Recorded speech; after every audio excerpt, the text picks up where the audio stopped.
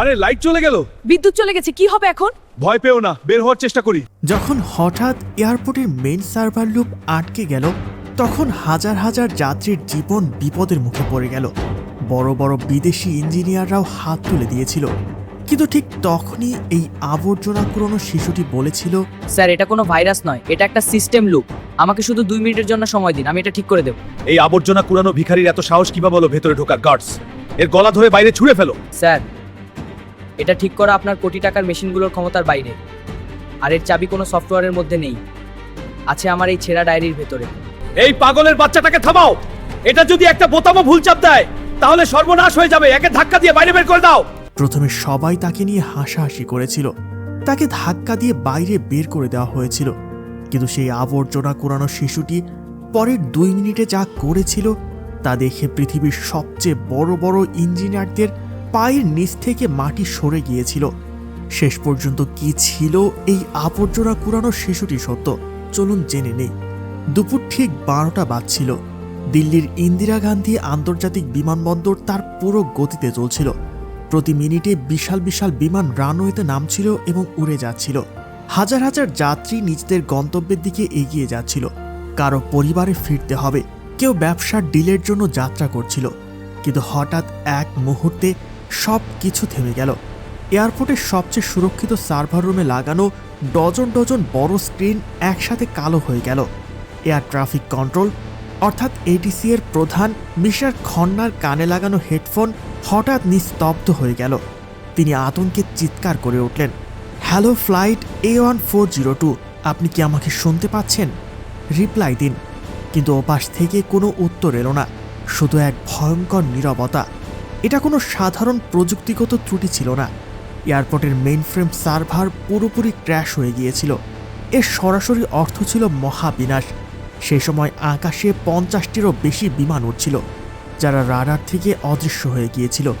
ওরা আকাশে অন্ধ হয়ে পড়েছিল। পাইলটরা জানতো না সামনে কোনো বিমান আছে কিনা, তাদের উচ্চতা কত, নিচের রানওয়ে খালি আছে কিনা। মিস্টার খন্নার মুখ ঘামে ভিজে গিয়েছিল। যদি পরবর্তী 20 মিনিটের মধ্যে সার্ভার চালু না হয়, তাহলে আকাশে উঠতে থাকা এই লোহার পাখিগুলো একে অপরের সঙ্গে ধাক্কা খেয়ে আগুনের গোলায় পরিণত হবে। হাজার হাজার নিরীহ প্রাণ মৃত্যুর দরজায় দাঁড়িয়েছিল। আর কোটি কোটি টাকার ক্ষতি তো কেবল শুরু মাত্র ছিল। দেশের সেরা সফটওয়্যার বিশেষজ্ঞদের সঙ্গে সঙ্গে জরুরি ভিত্তিতে ডাকা হলো। কয়েক মিনিটের মধ্যেই শহরের টপ ইঞ্জিনিয়াররা সেখানে পৌঁছে গেল। আমেরিকা ও জার্মানির নামকরা সফটওয়্যার আর্কিটেক্টদের সঙ্গে সঙ্গে ভিডিও কলে কনফারেন্স করা হলো। কোটি কোটি টাকার ব্যাকআপ সিস্টেম আর সুপার কম্পিউটার একসাথে কাজে লাগানো হলো। কিন্তু সময় যত গড়ছিল, আশা ততই ফুরিয়ে যাচ্ছিল। একজন বিদেশি ইঞ্জিনিয়ার মনিটরের সামনে মাথা চেপে ধরে বলল, এটা অসম্ভব। এটা কোনো সাধারণ ভাইরাস নয়, এটা এমন একটা লুপ যা সিস্টেমকে ভেতর থেকে ধ্বংস করে দিচ্ছে। এটা ঠিক করতে কমপক্ষে 24 ঘন্টা লাগবে। মিস্টার খান্না চিৎকার করে উঠলেন, আমাদের কাছে 24 ঘন্টা নেই, আমাদের কাছে মাত্র 15 মিনিট আছে। যদি সার্ভার চালু না হয়, তাহলে কাল হাজার হাজার মানুষ সূর্য দেখতে পাবে না। যেভাবেই হোক কিছু করো, কিন্তু সার্ভার চালু করো। কিন্তু পৃথিবীর সবচেয়ে দামি প্রযুক্তি আর সবচেয়ে মেধাবী মস্তিষ্কগুলো পুরোপুরি হাল ছেড়ে দিয়েছিল। পুরো এয়ারপোর্টে বিশৃঙ্খলা ছড়িয়ে পড়ল। যাত্রীরা চিৎকার করছিল আর কর্মকর্তারা নিজেদের প্রাণ বাঁচানোর রাস্তা খুঁজছিল। এদিকে এয়ারপোর্টের অন্য প্রান্তে ভিআইপি গেটের বাইরে, যেখানে চকচকে গাড়িগুলো দাঁড়িয়েছিল, সেখানে আবর্জনার স্তূপের পাশে 10 বছরের অর্জুন তার ছেঁড়া অবস্থায় খালি বোতল তুলছিল। ধুলোয় মাখা মুখ আর খালি পায়ের অর্জুনকে দেখে কেউ কোনোদিনই ভাবতে পারত না যে এই শিশুটির রক্তে একজন সফটওয়্যার ইঞ্জিনিয়ারদের প্রতিভা বইছে।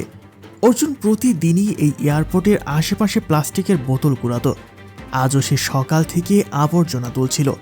দুপুর 1টা বেজে গিয়েছিল, তাই অর্জুন তার বস্তা কাঁধে তুলে শহরের প্রান্তে থাকা একটি ভাঙাচোরা ঝুপড়ির দিকে রওনা করেছিল। সেখানে তার মা সুমিত্রা তার অপেক্ষায় ছিলেন। সুমিত্রা একসময় এই শহরের সবচেয়ে বিলাসবহুল বাংলোর মালিক ছিলেন, কিন্তু আজ তিনি অন্যের বাড়িতে কাপড় ধুয়ে কোনো মতে সংসার চালাচ্ছেন। অর্জুনের বাবা, যিনি একসময় এই বিশাল এয়ারপোর্টের আসল মালিক এবং একজন জিনিয়াস সফটওয়্যার ইঞ্জিনিয়ার ছিলেন, তাকে তারই আপন ভাই বিশ্বাসঘাতকতা করে সরিয়ে দিয়েছিল। একটি দুর্ঘটনার নাম দিয়ে তাকে হত্যা করা হয়েছিল। আর রাতারাতি সুমিত্রা ও ছোট্ট অর্জুনকে রাস্তায় ছুঁড়ে ফেলা হয়। সুমিত্রা অর্জুনের অতীতের ক্ষত থেকে বাঁচাতে কখনোই বলেনি তার বাবা আসলে কে ছিলেন, কিন্তু অর্জুনের কাছে ছিল তার বাবা রেখে যাওয়া একটি শেষ স্মৃতি, একটি কালো পুরনো ডায়েরি। প্রতিদিন রাতে লণ্ঠনের ম্লান আলোয় অর্জুন তার মায়ের পাশে বসে সেই ডায়েরি পড়ত। সুমিত্রার মনে হতো সে শুধু বই দেখছে, কিন্তু অর্জুনের জন্য ওই ডায়েরি ছিল এক অমূল্য ধন ভাণ্ডার। তার বাবা সেখানে এমন সব কোডিংয়ের রহস্য লিখে গিয়েছিলেন যা পৃথিবীর কোনো বইয়ে নেই। ডায়েরির একটি পাতায় বড় বড় অক্ষরে লেখা ছিল, the ghost in the machine, মেশিনের ভেতরে প্রেত। তার নিচে ঠিক সেই একই ইরোর কোড আর ডায়াগ্রাম আঁকা ছিল, যেগুলো আজ এয়ারপোর্টের স্ক্রিনে জ্বলজ্বল করছিল। খাওয়া শেষ করে অর্জুন আবারও এয়ারপোর্টে ফিরে এলো আবর্জনা তুলতে, কিন্তু এবার দৃশ্যটা ছিল একেবারে বদলে যাওয়া। চারদিকে চিৎকার, অ্যাম্বুলেন্সের সাইরেন, পুলিশের গাড়ির আওয়াজে পুরো এলাকা কেঁপে উঠেছিল। কমান্ডোরা চারদিকে মোতায়েন ছিল। অর্জুন ভিড় ঠেলে সামনে এগিয়ে গেল। সবাই ভয়ে কাঁপছিল। সে জানতে পারল দেশের সবচেয়ে বড় এয়ারপোর্ট পুরোপুরি বন্ধ হয়ে গেছে। সার্ভার বন্ধ হওয়ায় বিমানের সঙ্গে যোগাযোগ ছিন্ন হয়ে গেছে। আকাশে উঠতে থাকা হাজার হাজার মানুষ এখন মৃত্যুর পথযাত্রী, কারণ সার্ভার ছাড়া দুটি বিমানকে সংঘর্ষ থেকে বাঁচানো অসম্ভব। কিন্তু তখনই অর্জুনের চোখ পড়ল এয়ারপোর্টের প্রবেশদ্বারে লাগানো 50 ফুট বিশাল ডিজিটাল স্ক্রিনে, যে স্ক্রিনে সবসময় ফ্লাইটের সময় দেখানো হতো। আজ সেটি রক্তের মতো লাল হয়েছিল। সাদা রঙের কোডগুলো বিদ্যুতের মতো ঝলকাচ্ছিল। Critical error 005, log in gate shutdown. অর্জুনের পা যেন জমে গেল, তার হৃদস্পন্দন বেড়ে গেল। তার চোখের সামনে একটি সিনেমা দৃশ্যের মতো ভেসে উঠল। তার বাবার সেই পুরনো ডায়েরির 42 নম্বর পাতা। সে ফিসফিস করে বলল, এটা তো সেটাই। এটা কোনো ত্রুটি নয়, এটা লজিক গেট শাটডাউন। সে মনে করতে পারল তার বাবা ডায়েরিতে লাল কালি দিয়ে ঘিরে রেখেছিলেন। অর্জুন যদি কখনো সিস্টেম এই জালে আটকে যায়, তাহলে বুঝবে কেউ এর শিকড়ে আঘাত করেছে। অর্জুন বুঝে গেল এই মুহূর্তের জন্যই হয়তো তার বাবা তাকে প্রস্তুত করেছিলেন। সে এক সেকেন্ডও দেরি করল না। সে তার বস্তাটা সেখানে ফেলে দিয়ে নিজের ঝুপড়ির দিকে প্রাণপণে দৌড়াতে লাগলো। তার খালি পা গরম রাস্তার উপর পুড়ে যাচ্ছিল, কিন্তু সেখানে কোনো ব্যথা অনুভব করছিল না। তার শুধু একটাই জিনিস দরকার ছিল, সেই ডায়েরি। সে হাঁপাতে হাঁপাতে তার ঝুপড়িতে পৌঁছালো। মাটির মেঝে ঘুরে বিছানার নিচে লুকিয়ে রাখা সে কালো ডায়েরিটা বের করলো। কাঁপতে থাকা হাতে সে পাতাগুলো উল্টাতে লাগলো। পাতা নম্বর 42। তার চোখে এক অদ্ভুত আলো জ্বলে উঠল।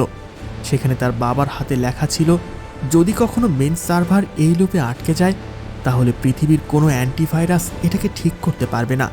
এটাকে বাইরে থেকে নয়, বরং কার্নেল রুটের ভেতরে ঢুকে একটি ম্যানুয়াল কমান্ড দিয়ে পুনরুজ্জীবিত করতে হবে। মনে রেখো, রুট কমান্ড শেষ রাস্তা। তার নিচে কোডিংয়ের 10টি লম্বা লাইন লেখা ছিল।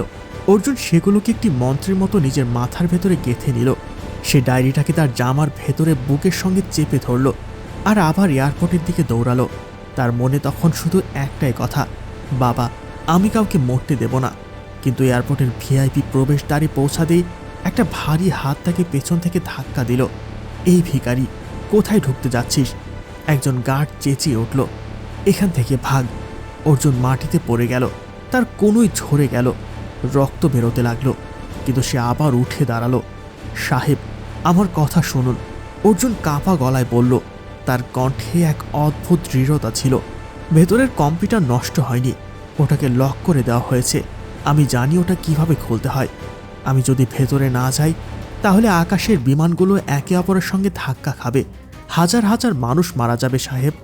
গার্ড জোরে হেসে উঠল আর তার সঙ্গীর দিকে তাকিয়ে বলল, দেখছিস, এখন এই আবর্জনা কুড়ানো ছেলেটা আমাদের শেখাবে কিভাবে বিমান বাঁচাতে হয়। ভাগ এখান থেকে, নইলে এমন লাঠি মারব যে আবর্জনা কুড়ানোই ভুলে যাবে। অর্জুন আবার উঠে দাঁড়ালো। তার চোখে জল ছিল, কিন্তু কোনো ভয় ছিল না। ছিল শুধু এক জেদ। সাহেব, আমাকে মাত্র 2 মিনিট দিন। আমি যদি ঠিক না করতে পারি, তাহলে যে শাস্তি দেবেন। কিন্তু এখন মানুষ মরছে, প্লিজ আমাকে যেতে দিন। ঠিক তখনই ভেতর থেকে খবর এলো ব্যাকআপ সিস্টেমও ফেল করেছে। এখন আর মাত্র 10 মিনিট বাকি। এয়ারপোর্টের ভেতরে মৃত্যুর মতো এক নিস্তব্ধতা নেমে এলো। আর বাইরে একটি শিশু দাঁড়িয়েছিল সেই সমাধান হাতে নিয়েই। যেটা পুরো পৃথিবী খুঁজছিল। কন্ট্রোল রুমে মিস্টার খান্নার তার চেয়ারে ভেঙে পড়েছিল। স্ক্রিনে একটা বড় লাল টাইমার চলছিল, 8 মিনিট। বিদেশি ইঞ্জিনিয়াররা হাত তুলে নিয়েছিল। আর এয়ারপোর্টের বর্তমান মালিক অর্থাৎ অর্জুনের কাকা বিক্রম সিং ঘামে ভিজে ফোনে চিৎকার করছিল। বিক্রম সিংয়ের ভয় মানুষ মরবে বলেছিল না, তার ভয় ছিল যদি এয়ারপোর্ট বন্ধ হয়ে যায় তাহলে তার কোটি টাকার সম্পত্তি আর ক্ষমতা সব ধ্বংস হয়ে যাবে। বাইরে গার্ড আবার অর্জুনকে ধাক্কা দিল আর দূরে গিয়ে পড়ে গেল, কিন্তু তার মনোবল ভাঙল না। সে দেখল ভিআইপি গেটের নিরাপত্তা এতটাই কড়া যে পাখিও গেলে ঢুকতে পারবে না। ঠিক তখনই সে লক্ষ্য করল এয়ারপোর্টের একপাশে একটা সার্ভিস ডাক আছে, যেখান দিয়ে পরিচ্ছন্নতা কর্মীরা বড় বড় আবর্জনার কন্টেনার ভেতরে নিয়ে যায়। সে ডায়েরিকে নিজের কোমরে শক্ত করে বেঁধে হাঁটু গেড়ে সেই অন্ধকার পথের দিকে এগিয়ে গেল। ভেতরের দৃশ্য ছিল আরও ভয়ঙ্কর। এটিসি হলের ভেতরে একটা গভীর নীরবতা ছিল, কিন্তু সেই নীরবতা ভয়ে ভরা ছিল। মিস্টার খন্না বারবার হেডসেটে চিৎকার করছিলেন, ফ্লাইট 702, আপনার উচ্চতা বাড়ান, আমরা কিছুই দেখতে পাচ্ছি না। ঠিক তখনই সার্ভার রুমের পেছনের একটা ছোট্ট দরজা খুলে গেল। ঘামে ভেজা ধুলোয় মাখা অর্জুন ভেতরে ঢুকে পড়ল। অর্জুনকে দেখে সেখানে দাঁড়িয়ে থাকা এক সফটওয়্যার এক্সপার্ট চিৎকার করে উঠল, সিকিউরিটি, এই ছেলে এখানে কি করছে? একে এক্ষুনি বাইরে বের করো, এটা খুবই সংবেদনশীল এলাকা। দুজন নিরাপত্তা কর্মী অর্জুনের দিকে ঝাঁপিয়ে পড়ল, কিন্তু অর্জুন বিদ্যুতের মতো ফুর্তিতে দৌড়ে গিয়ে মূল কনসোলের নিচে ঢুকে পড়ল। সেখান থেকে সে চিৎকার করে বলল, মিস্টার খন্না, আপনার স্ক্রিনে যে 0045 কোডটা দেখা যাচ্ছে ওটা কোনো বিদেশি ইঞ্জিনিয়ার খুলতে পারবে না। ওটা আমার বাবা অবিনাশ সিংয়ের ডেডম্যান সুইচ। আপনি যদি আমাকে 1 মিনিটও না দেন তাহলে সিস্টেম চিরতরে লক হয়ে যাবে। অবিনাশ সিংয়ের নাম শুনে মিস্টার খন্নার হাত কেঁপে উঠল। থামো।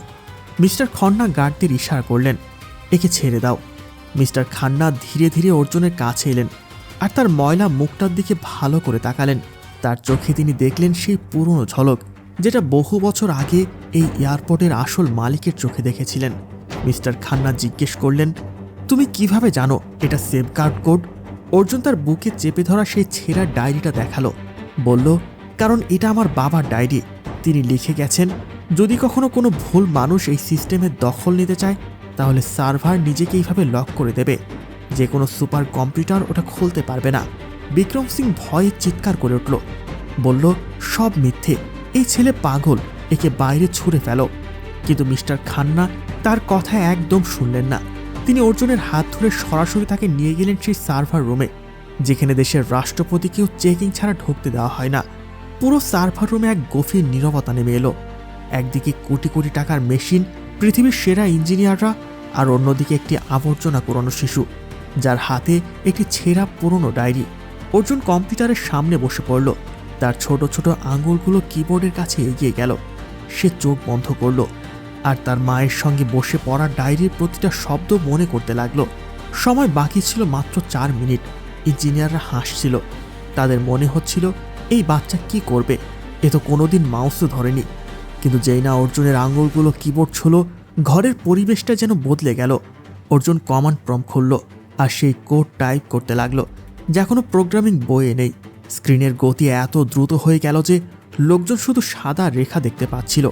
বিক্রম সিং পেছনে দাঁড়িয়ে কাঁপছিল, তার বুঝতে শুরু হয়েছে এই বাচ্চাটা সাধারণ কেউ নয়, এটা তার ভাইয়ের সেই অংশ যাকে সে মরে গেছে বলে ভেবেছিল। স্ক্রিনের লাল টাইমার এখন দেখাচ্ছিল 3 মিনিট 45 সেকেন্ড। সার্ভার রুমের ভেতরে টান টান চাপ এতটাই বেড়ে গিয়েছিল যে সবার নিজের হৃদস্পন্দন স্পষ্ট শোনা যাচ্ছিল। অর্জুনের ছোট্ট হাতগুলো কিবোর্ডে একজন জাদুকরের মতো নাচছিল। তার মনে তখন কোনো ভয় ছিল না, শুধু তার বাবার ডায়েরির সেই শব্দগুলোই মাথার ভেতরে প্রতিধ্বনিত হচ্ছিল। হঠাৎ স্ক্রিনে একটা পপ আপ উইন্ডো খুলে গেল, সেখানে লেখা ছিল ইন্টার মাস্টার কি। সেখানে দাঁড়িয়ে থাকা একজন সিনিয়র ইঞ্জিনিয়ার হতাশায় মাথা চাপড়ে বলল, সব শেষ। মাস্টার কি শুধু এই এয়ারপোর্টের অরিজিনাল ফাউন্ডারের কাছে ছিল, যিনি এখন আর বেঁচে নেই। এটা ক্র্যাক করতে বছরের পর বছর লাগবে। কিন্তু অর্জুন থামল না। সে ডায়েরির শেষ পাতায় একটা অস্পষ্ট হেক্সাডেসিমাল কোড মনে করল। ওটা কোনো পাসওয়ার্ড ছিল না, ওটা ছিল তার মায়ের জন্মদিন আর তার বাবার প্রথম পেমেন্টের নাম্বারের এক অদ্ভুত সংমিশ্রণ। অর্জুন যখন শেষ বোতামটি চাপল, পুরো সার্ভার রুমে একটা গভীর গর্জন ছড়িয়ে পড়ল। অ্যাক্সেস গ্র্যান্টেড লেখা ভেসে উঠতেই বিক্রম সিংয়ের মুখের রং উধাও হয়ে গেল। সে পকেটে রাখা ফোনটা জোরে চেপে ধরল। তার ভয় ছিল যদি সার্ভার পুরোপুরি রিসেট হয়ে যায় তাহলে সিস্টেমের অটো লকও খুলে যাবে, যেখানে গত 10 বছরের সব কালো চিঠি, সব গোপন তথ্য নথিভুক্ত ছিল, যেগুলো সে মুছে ফেলার চেষ্টা করছিল। বিক্রম চেঁচিয়ে উঠল, এই বাচ্চা সিস্টেম হ্যাক করেছে, এ আমাদের ডাটা চুরি করেছে। সে অর্জুনকে ধাক্কা দিতে এগিয়ে এলো, কিন্তু মিস্টার খান্না বিক্রমের হাত ধরে শক্ত করে চেপে ধরলেন।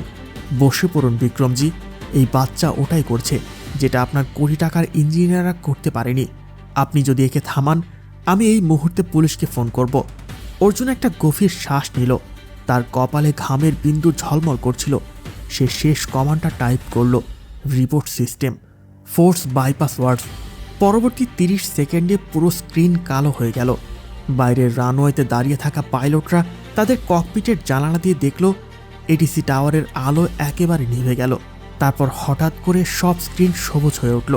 কন্ট্রোল রুমের রেডিওতে একটা কণ্ঠ ভেসে উঠল, ATC, this is flight A1402, আমরা সিগন্যাল পেয়েছি, ল্যান্ডিংয়ের জন্য প্রস্তুত। একটার পর একটা বিমানের সঙ্গে যোগাযোগ পুনরুত্থান হতে লাগলো। হাজার হাজার প্রাণ বেঁচে গিয়েছিল। ইঞ্জিনিয়ারদের চোখে জল এসে গিয়েছিল। মিস্টার খান্না একটি কাগজ তুলে নিলেন। সেখানে বিক্রমের একটি ব্যক্তিগত কথোপকথনের পুরো ট্রান্সক্রিপ্ট ছিল, যেখানে সে অবিনাশকে রাস্তা থেকে সরানোর ষড়যন্ত্র করছিল। এটা এমন একটা প্রমাণ ছিল যা অস্বীকার করার কোনো উপায় নেই। বিক্রম পালানোর জন্য গেটের দিকে দৌড় দিল, কিন্তু সেখানে আগে থেকে মোতায়েন থাকা নিরাপত্তারক্ষীরা তাকে ধরে ফেলল। তার মুখের যে অহংকার ছিল তা এখন ধ্বংসস্তূপের মতো ভেঙে পড়েছিল। সে বুঝে গিয়েছিল তার বড় ভাই কবর থেকে উঠে এসে আজ তার হিসাব চুকিয়ে নিয়েছে। পুলিশ বিক্রমকে টেনে নিয়ে বাইরে বের করে নিয়ে গেল। যে এয়ারপোর্টের কর্মীরা গতকাল পর্যন্ত বিক্রমের সামনে মাথা নত করত, আজ তারা তাকে ঘৃণাভরা চোখে দেখছিল। মিস্টার খান্না অর্জুনের সামনে হাঁটু গেড়ে বসলেন। তার চোখে ছিল অনুশোচনা। তিনি বললেন, বাবা, আমাদের সবাইকে ক্ষমা করে দিও, আমরা সত্যটা দেখতে পারিনি। আজ তুমি না থাকলে তোমার বাবার স্বপ্ন আর হাজার হাজার মানুষের প্রাণ দুটোই শেষ হয়ে যেত। আর তার ছেঁড়া ডায়েরিটা বুকের সঙ্গে জড়িয়ে ধরল। এখন সে বুঝতে পারল তার বাবার ডায়েরিতে যে কন্ট্রোল ইরোরের লুপের কথা লিখেছিলেন সেগুলো আসলে তাকে ভবিষ্যতের জন্য প্রস্তুত করছিল। মিস্টার খান্না অর্জুনকে নিয়ে গেলেন তার সেই ঝুপড়িতে, যেখানে তার মা সুমিত্রা ছেঁড়া কাপড় ধুচ্ছিল। যখন সুমিত্রা দেখলেন তার ছেলে একটি দামি গাড়ি থেকে নামছে আর তার পেছনে পুলিশ আর বড় বড় অফিসাররা হাত জোর করে দাঁড়িয়ে আছে, তখন তিনি কিছুই বুঝতে পারলেন না। মিস্টার খান্না সুমিত্রার পায়ে হাত দিয়ে বললেন, ভাবিজি, ইনসাফ হয়ে গেছে, দাদার খুনিরা জেলে চলে গেছে, আর আজ থেকে এয়ারপোর্ট আর পুরো সাম্রাজ্যের আসল মালিক আপনি আর অর্জুন। সুমিত্রার চোখ থেকে অশ্রুর বাঁধ ভেঙে গেল। তিনি অর্জুনকে বুকের মধ্যে জড়িয়ে ধরলেন। অর্জুন ধীরে বলল, মা, বাবা ডায়েরিতে লিখে গেছেন সত্য কখনো হারে না, শুধু সঠিক সময়ের অপেক্ষা করে।